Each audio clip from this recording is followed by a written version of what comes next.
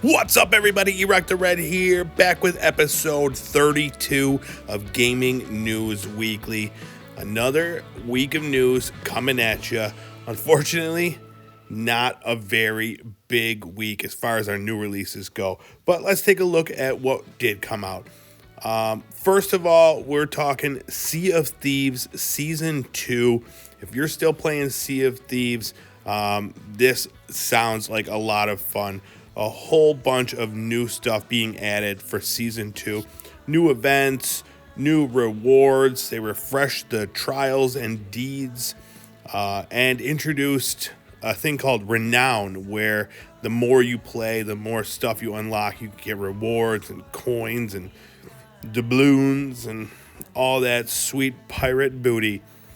In addition to that, there's a new battle pass, whatever they call it. I don't remember what they call it. The boater's pass, pirate pass. I would call it pirate pass if it were me. But tons of content coming out. Take a look at the full list because I only mentioned, a handful of the things coming to Season 2 of Sea of Thieves. And another game that came out last week that we really should talk about is Super Meat Boy Forever for the PlayStation 4 and the Xbox One. Now, this game has been out for a couple of the other systems, finally coming out for the PlayStation 4 and Xbox One. And when I say finally, I mean this game was announced in 2010. It's been a long time coming. If you're a fan of the original Super Meat Boy, you know exactly what to expect. Difficult platforming, tons of fun, and we've got more Meat Boy, more Bandage Girl, and more hair-pulling, awful stages to play over and over and over again until you either scream in celebration or throw a controller through your screen. And that's it. Like I said, it was a very small week as far as the new releases went, but fortunately we got a lot of cool news to talk about. We just had the Resident Evil Showcase. Yes, an entire showcase about the world of Resident Evil. One of the first things we saw was they announced a new demo coming very soon, and it's going to be two different versions of the game. The Village demo and the Castle version. The times that you can play it, it's real weird, so I'm not going to get into it. There's PlayStation has early access, but then you have 8 hours to play it, and then it's a whole thing. But definitely check out the schedule to see when you could play the demo. You can download it now, but I definitely recommend it, especially, if you're a fan of Resident Evil. I'm sure you've been looking forward to this.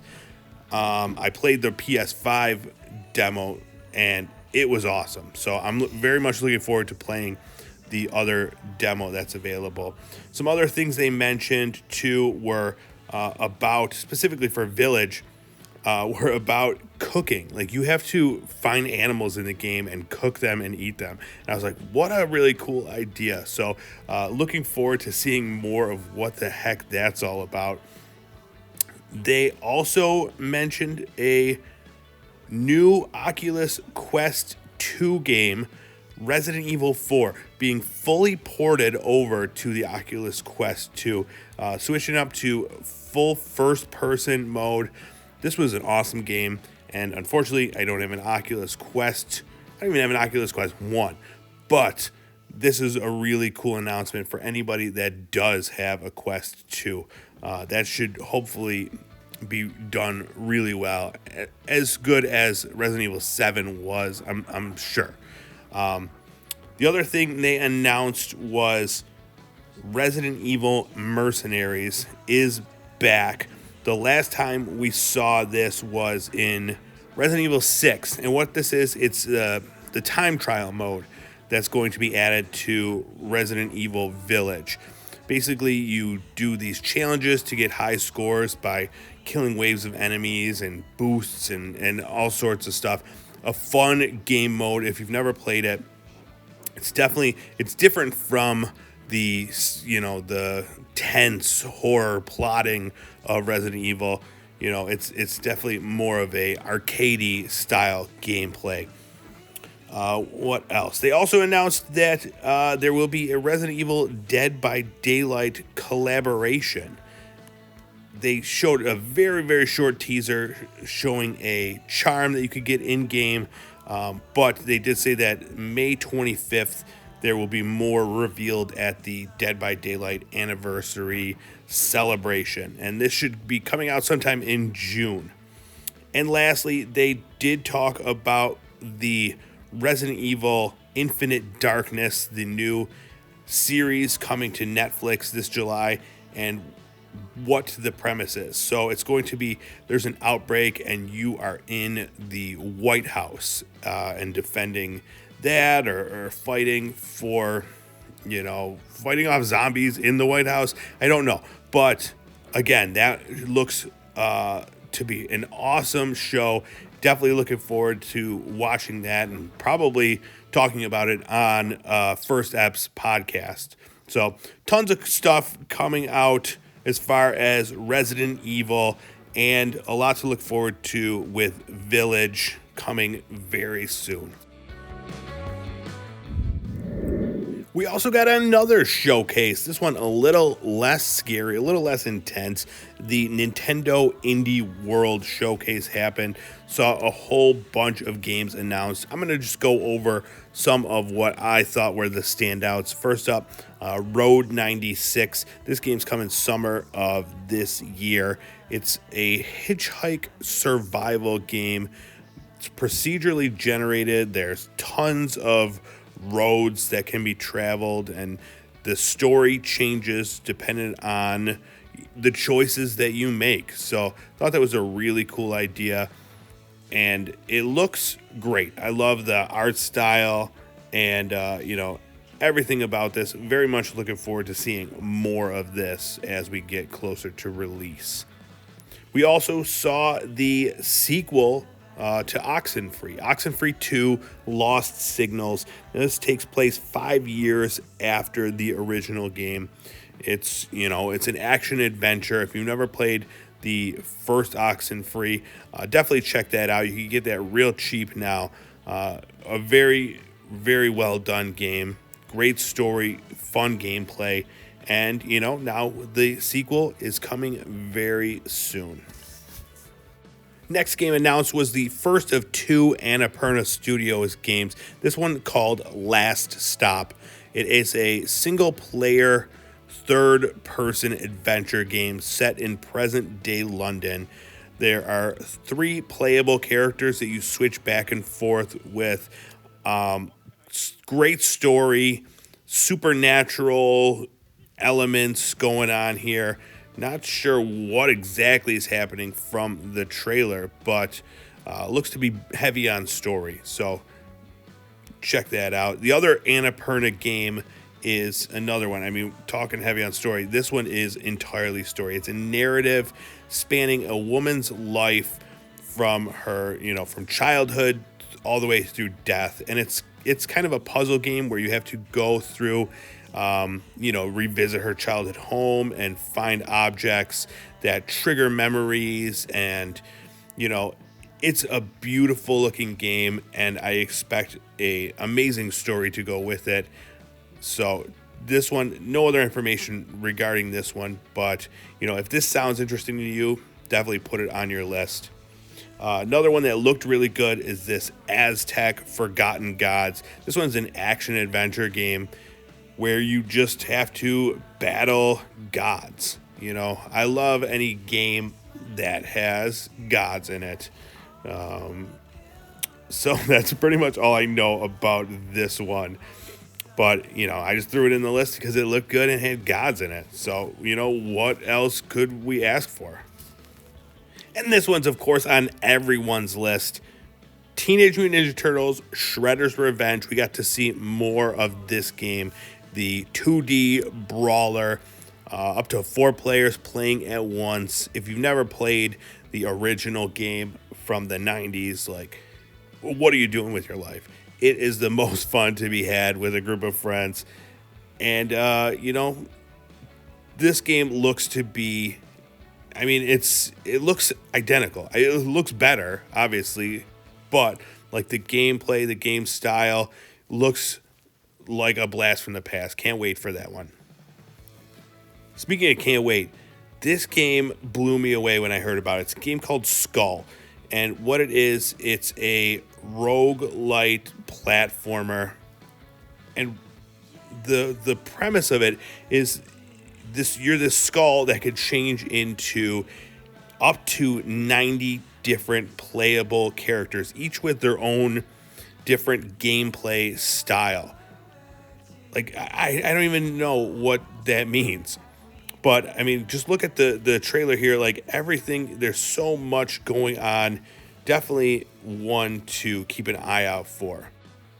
Like I said, this is just a handful of the games that we got to see at this Indie World Showcase. Definitely go take a look and see what the other ones were. Lots of really interesting titles coming out for not only just the Nintendo Switch, but for other consoles and PC as well.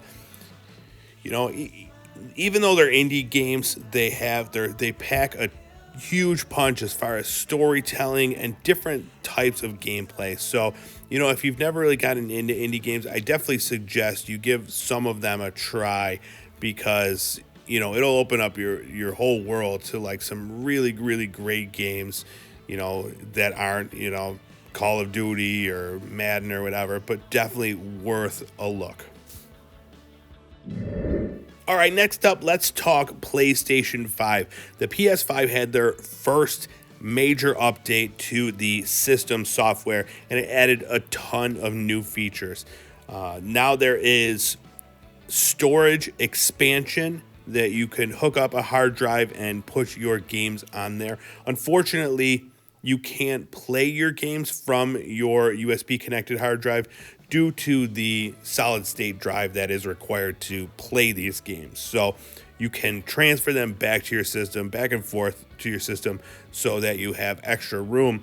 But yeah, you can't play them from there. But that's huge, because the lack of system storage on the PlayStation 5 is one of its biggest downfalls. So this is pretty huge. Got to get me a huge hard drive to keep all my sweet games on there.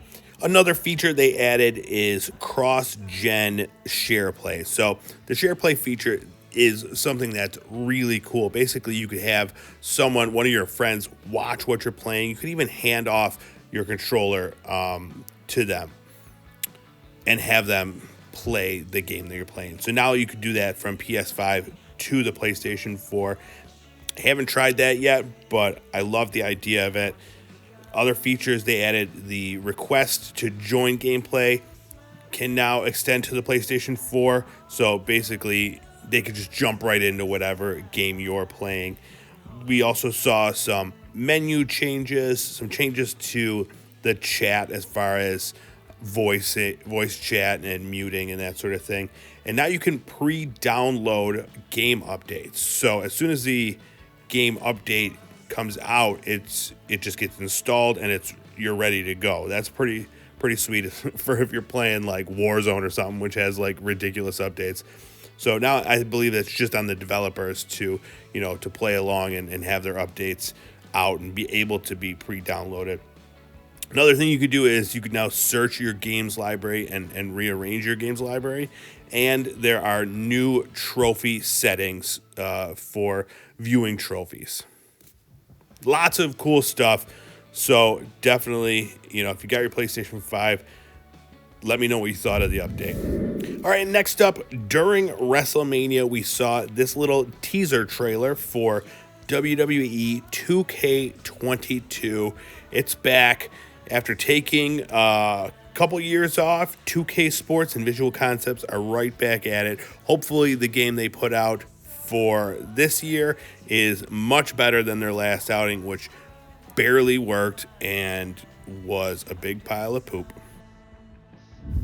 And last up, we've got an announcement for WRC 10, the very, very popular off-road simulation game. This time we're celebrating 50 years of WRC, so this game is going to be jam-packed full of things to celebrate that occasion. Tons of events. You can change the design of your cars, all sorts of stuff. This game's going to be coming out for the PlayStation 4, PlayStation 5, Xbox One, Xbox X and S, and PC, and then Nintendo Switch some point down the line. So keep an eye out for that. And with that, we've come to the end of another Gaming News Weekly. Don't be sad. There will be more news next week. So just come back and we'll do this all over again. Thanks for watching. We'll see you then. Bye.